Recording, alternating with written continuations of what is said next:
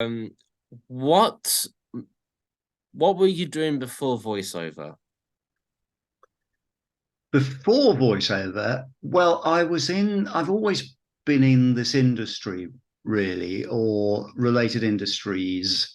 I sort of left university and got a job at a TV station in the Midlands, where I'm from. And so that was when I was 22. Before that, I was at university, and before that, or while I was at university, and a bit before, I worked in a newsagent's, and my speciality was working on the sweet counter. So that was kind of my, um, apart from kind of a paper round of things, that was I've led a very sheltered life and not experienced the proper working environment, some people might say. Haven't done a proper job. So I've always been in this sort of industry. So as a TV announcer, in those days, this is the early 80s in the Midlands for ITV. It was a company called Central TV, and I did. It was partly on camera, so the announcements were partly to camera, so they were videoed, and they were live, and partly it was voiceover. So I did that for a while. I did hospital radio as well, but obviously that was a voluntary thing.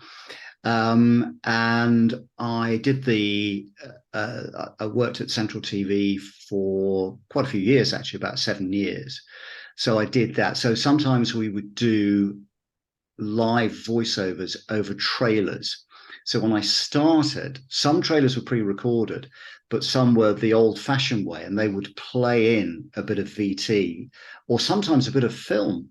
Um, it just goes to show how long ago it was and how things have changed. So they would roll in a bit of tape with an extract from a program, and you'd rehearse it beforehand. But they would say, right, you've got 6 seconds here at the top. Don't hit the sync, so don't hit the dialogue from the program, and you'd have to do coming up tomorrow night on Central, blah blah blah, and then hopefully you time it correctly to hit the dialogue. And then at the end, there'd be an out cue that you would have. They'd usually give you a red light as well, a red light cue. But you jump in and say, that's tomorrow night, good fun, 7 o'clock here on Central, whatever the script was. So you do that kind of live, and then you do your announcements. But then they move towards a more civilized way of doing it, which was to pre-record the trailers. And I didn't do so many trailers, so many pre-records really there anyway. So I'm giving you a potted history here of the whole thing. Yeah, yeah. But then when I went to Channel 4, which was in the early 90s, so from about 91, I did we did the trailers as well. So I really developed my voiceover stuff then. And I did some kids' TV as well, children's ITV, doing the links between it. I had a very short stint on there with a co-presenter, and the two of us just did that sort of 88 to or 87, I think, to 88. And I did some radio as well. So I worked on radio in the East Midlands, where I'm from, and that was sort of at the tail end of the 80s, up until about 1991, and then I went to Channel 4. So where my pure voiceover career started, probably, unless you were counting the bits in the 80s, probably sort of in the 90s when I was at Channel 4. We did a lot of trailers, and then I got an agent. I had an agent before, but they didn't really get me very much. They got me some corporate work, but not a lot of voiceover stuff. And then I got a proper voiceover agent and started doing voiceovers as well as my kind of Channel 4 stuff. So at Channel 4, I was an announcer there, pretty much the same sort of thing I've been doing at ITV, but it was obviously on Channel 4. And we did the trailers there. They were pre-recorded. So each of the announcers would do the trailers. And then I sort of developed my outside work alongside that. So doing a lot of corporate stuff. And then I did some stuff for VH1, which was, I think, don't know whether it still exists now, but that was kind of MTV's slightly more grown up brother. And I did some stuff there, and for a channel called Granada Plus, which in fact became ITV3 eventually. So I did a lot of pre-recorded stuff for those channels as well. Plus all these corporates. So really, I haven't done a proper job. Well, I did some research last night, but I will add, my course leader actually remembers you from the 80s because he grew up with you in the 80s. Oh right. He was very, very happy when I told him that I was going to interview you about that. So that was really, really cool. Why voiceover? Well, I suppose because I was too getting too old and ugly to be on TV. Really, when I was given the push from Children's ITV, or they replaced me and my co-presenter Debbie with a puppet. I think actually, I just thought, well, maybe the on camera stuff isn't for me really. So I've done some on camera stuff, and of course it's much more revealing, and it's much more you've got to look good, and as well as sort of sound good, and so on. So I think it was more, it wasn't necessarily a conscious decision, but it was more that I thought, well, I seem to be getting picked for voiceover stuff rather than on camera stuff. I did the occasional corporate that was on camera, but mostly I just did. It sort of found me really to some extent. So I knew even when I was at university that I'd quite like to do something, probably in broadcasting. I thought maybe radio, and I felt I gravitated more towards radio, and I did a bit of that, but not very much. But it was, I ended up sort of in the voiceover sector. So that's kind of how it happened. I sort of half fell into it, or it half fell into me. Yeah, I mean, with voiceover, there is such a difference between screen acting, like presenting, and doing voiceover. Because with voiceover, you can just literally just press record, and you can say something utterly silly for 7 hours. And then, but with camera work, it's very, very limited, I think. Yeah, it's much harder, isn't it? Yeah. And it's about painting pictures, I think, with voiceover and radio as well. It's about creating an atmosphere and channeling all the visual elements into, hopefully, into the voice, and trying to use the script that you've got imaginatively, and get those words off the page and bring them to life. So there is a sort of skill in that sense. And in many ways, if you're on camera doing stuff, you've got your body language, so your facial expressions, hand movements, which of course are half the communication process. They're about 50% of it. But in voiceovers, you haven't got that. So to a large extent, you're having to funnel the visual element of communication into the vocal way of doing things. So just the audio way, if you like, which is your voice and the way you read the script. So it's a slightly different thing, and but there's lots of overlap. I mean, people who do on camera stuff do a lot of voiceovers as well. Stars like Martin Freeman and so on doing adverts, as well as being a great actor, on the screen. So and even at our kind of lowly level, I think if you've done some on-camera stuff or acting stuff, it's quite good because you can bring it to your voiceover career as well. Yeah, I would say, well, when it comes to the voiceover side of things, I mean, for someone like me who didn't really pay attention much at school, when it came to the most important exams and stuff, I'd rather just sit, put a voice together with figures. So that's I think that's when my voiceover interest started, from that, really. So it's amazing of how things from children, from when you're a child to now, really. I mean, it's amazing of how creativity can go a long way with voiceover. So I really do enjoy voiceover. So It's painting pictures with words, isn't yeah, it? That's what you're yeah. doing, and you can make or break something with the voice. So yeah, and it's a great pursuit, and you can wear your pajamas while you're doing it. So Yeah, yeah, pretty much. what is there No not to one, like? yeah, no one recording you in the studio. It's just you and the mic. It's Yeah, fantastic. I mean, in the early part of my career, I only ever went to studios. I mean, it was very few people had home recording gear because it was so expensive. And when I started, it was all on quarter-inch tape, so or videotape or whatever. So it's only recently that people, including myself, have started to work from home. It's been something that's happened. But voiceovers have always been driven by technology. They only exist because of technology. If you think about it, these things, microphones, have only Yeah. existed probably since the, I don't know, early part of the 20th century.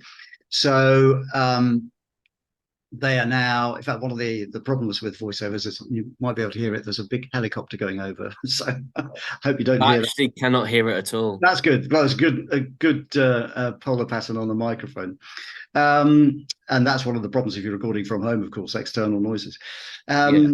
But yeah, I mean, I mostly went to studios in even in the 90s. We were still and 2000s to a large extent. I was when I did my voiceovers, I was going to an audio edit suite, most of which were in around Wardle Street in Soho in London, where most of them still are. Mm. So I'd always go there. That was how I did my voiceover work, and it's only really since the late 2000s, I suppose, that I've started recording from home. So I've been very much going to studios and where you have a director, you might have a client, might have a producer, and it's more of a kind of team thing, a different sort of a different experience. And I would say an ideal voiceover career is actually where you do a bit of both. So you work from home, but you also go to an external studio where it's a different feel. Of course, if you're working externally, they're doing all the technical stuff for you, so you can just concentrate on your voiceover performance. Um, Whereas when you're recording from home, of course, you're constantly thinking, right, I've made a mistake there. I've got to edit that out, but I'll carry on, or I'll add that in later, or get rid of that breath. Whereas it's all done for you. But the other side of the coin is that you've got a director or a producer there who's directing you, and you've got usually a time limit because time is money. Those studios are expensive to hire, and so on. So you've got a different kind of pressure on you, and you're very much kind of on mic, and they can see you as well. So it's a different experience. But like I say, if you were to say to me, what's the best kind of voiceover career to have, I'd say a bit of both. So you go along to studios to record, but you do stuff from home. But yeah, I mean, recording from home has revolutionized the whole business, really. Yeah. I mean, I did.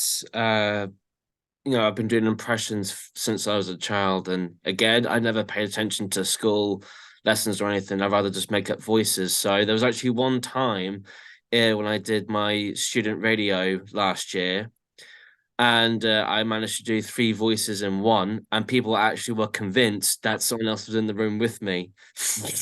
Brilliant, brilliant.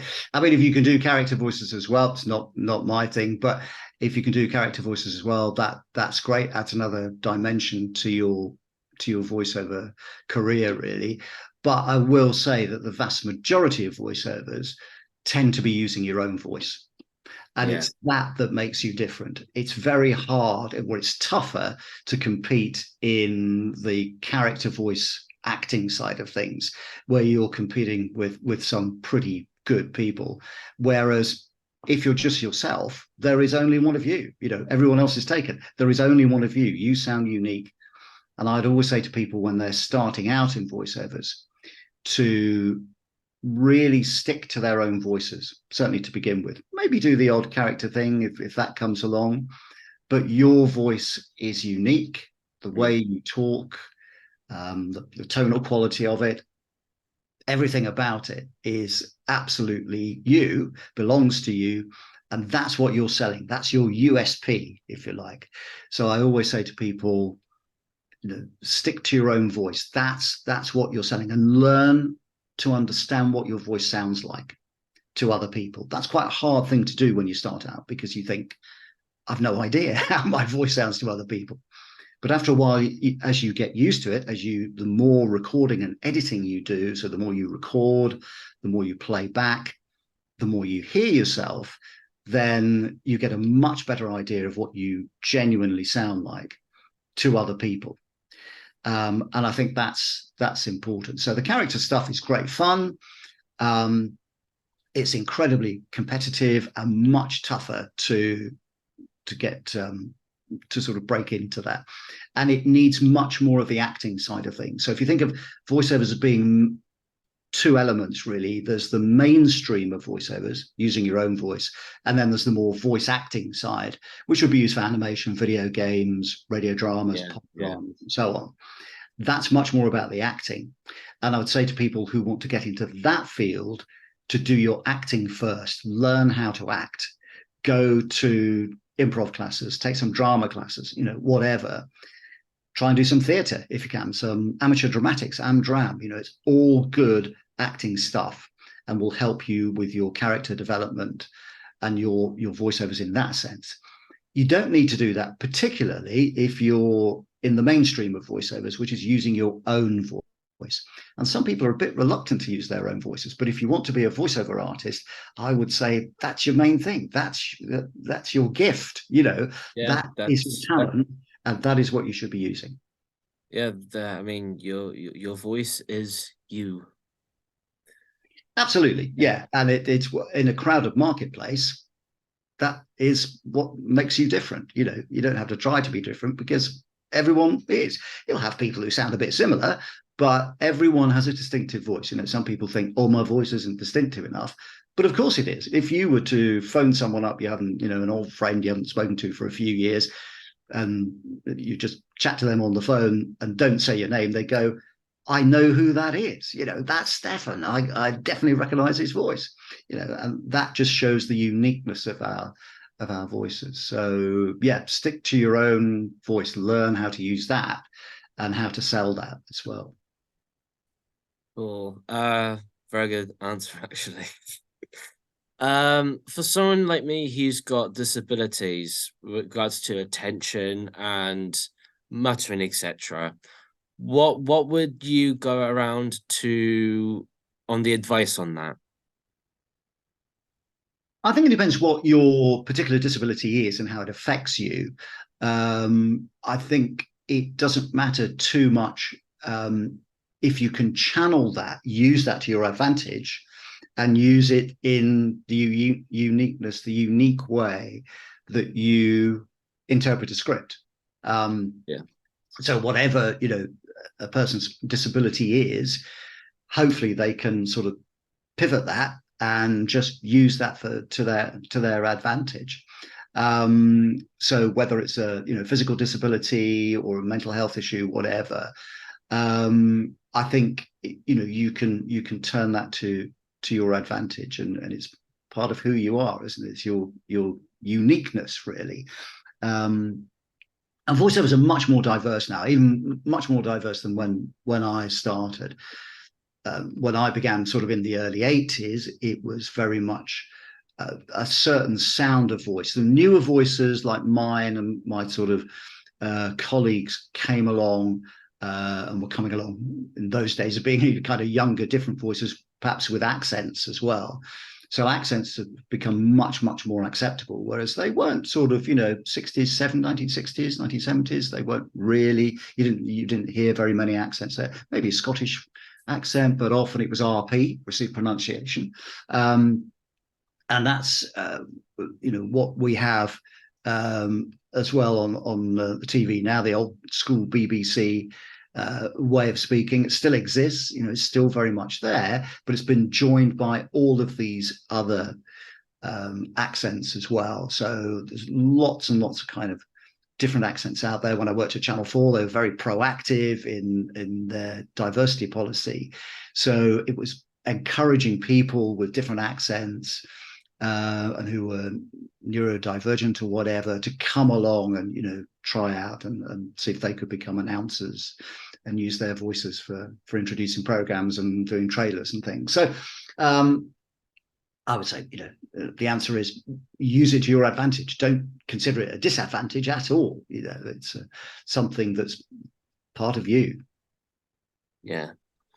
What kind of skills are required in, like, obviously I've studied voiceover, but from an understanding point of view, what skills, what transferable skills are required in voiceover, and what can you use from voiceover?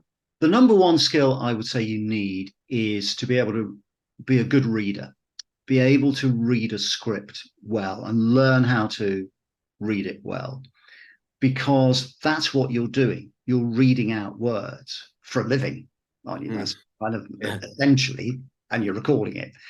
That's all it is. But there's a big difference between reading in your head, where your brain fills in everything, and reading out loud. So reading out loud really exposes you and your voice to everything, every little nuance, mistake, glitch, and so on, and all the positives as well. Reading in your head, your brain fills in all the gaps and makes it sound fantastic. Does all the character voices for you. If you're reading a novel, tells a story for you. It's brilliant. You can skip words and it still makes sense. You can't do that if you're reading it out loud. So learn to read out loud. Become a good reader, basically. And that can take practice, but you can do voiceover practice at any time, even without a microphone. You don't necessarily need one of these things. You can just, don't hit the mic, by the way, when you're in the studio, like I just did. No. That's the number 2 rule. Yeah.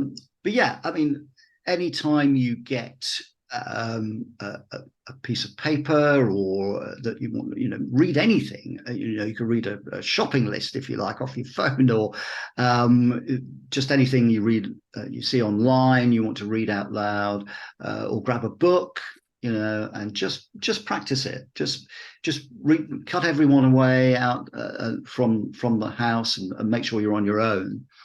And imagine that you're talking to that one listener.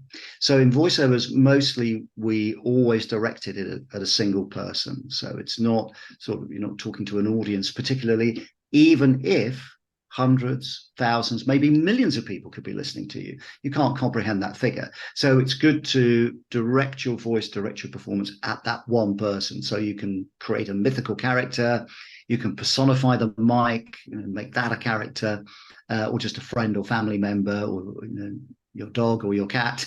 Just have them in your mind's eye when you're talking to them, and that really helps. And if you couple that with good reading skill, then you're there nearly. You're certainly well on the way to being a great voiceover artist. Yeah. I would say I don't struggle at reading, but it's more like, I don't know. I can't explain. I mean, if you're struggling with a script, and we all do, what I would say is read that script, get to know it, get to proofread it, and then when you come to record it, you'll pretty much know where it's going. You'll know it has a beginning, a middle, and an end, which most scripts do. Most scripts are stories, really. You're telling a story.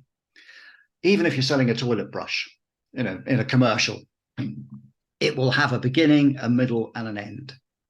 So it'll present the problem, say, oh, have you got limescale on your toilet, whatever. You need this fantastic toilet brush. That'll be the sort of meat and potatoes in the middle.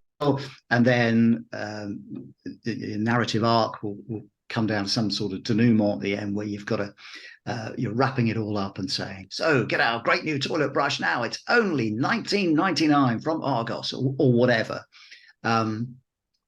And that there you've kind of read through your script, you've almost learnt your lines, but you don't have to learn your lines. But if you know them, so much the better. So I say when you get a script, read through it, get to know what it's going to sound like, get to know those words, highlight any issues you have, and then you can mark those, you can annotate those, you put little smiley faces if it's a happy script, or an upside down mouth if it's a serious script, and then you know the tone of voice to adopt for that particular piece. And then read it several times and then record it. Listen back. It's probably not going to be very good. Do it again. Record it, play it back, and keep going. Just keep going, really, and keep rereading it until it gets very good. And then you've kind of got it nailed. So I think it's if reading is an issue or whatever, I'd make it not an issue. Just do as much practice and reading out loud as you can. Like I say, you don't need a microphone to do that. Don't even need to talk into your phone. But if you can record yourself, even better, because it's so much better if you can listen back and hear where the right things are. Where you went right and where you went wrong. But certainly, yeah, lots and lots of reading out loud. It works wonders. Cool. If there was one thing you know now that you didn't know at your younger times, what would you say to your younger times? What would I say to my younger self if I was?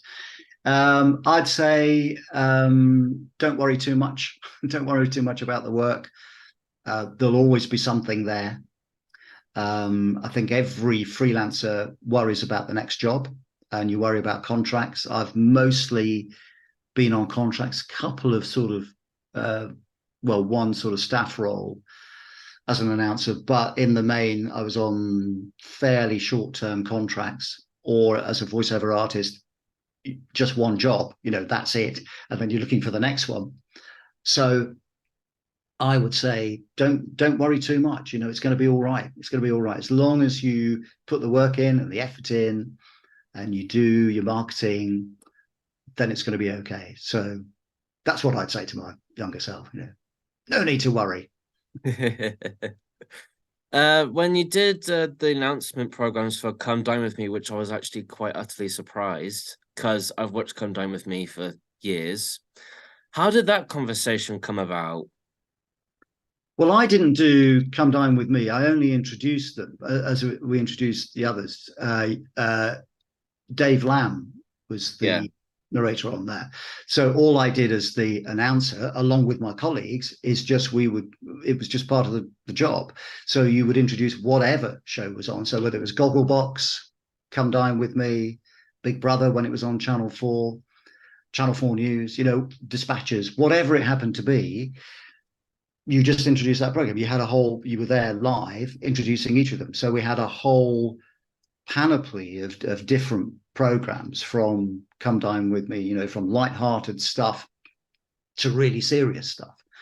So you're just there. I mean, we don't choose the programs; they're chosen by the schedulers, and the commissioning editors. So it's just a case of doing that and introducing them. But Dave Lamb, fantastic voiceover. Yeah, he is. He suits it very, very well. Yeah, and made a career out of it. I mean, he's found his voice. If you listen to some very early Come Dine With Me's, he's not the Dave Lamb that we've come to know and love later. Yeah. And he's grown into his voice, and I think we all do that to some extent. But he's grown into a style, a very much a distinctive style that's served him well. But I think that's often the case with all of us. In fact, if you listen to very early episodes of The Simpsons, Homer sounds quite different to how we kind of know and love him as Homer Simpson. The earlier voice is not the same as the later voice. And that's because the actor has just grown into the role. And it's the same in general voiceovers as well. You kind of get to know your voice and find your voice. A lot of your journey in voiceovers is looking for your voice. It's finding your voice and finding what works and what doesn't work. And that can take a long time. Doesn't mean you can't work in that time, but it can take a long time to do. So uh, when you're starting out, you're not quite sure how your voice should sound and what you're good at doing and what you're not so good at doing. And that takes time, and it takes time and experience, really. Yeah, yeah.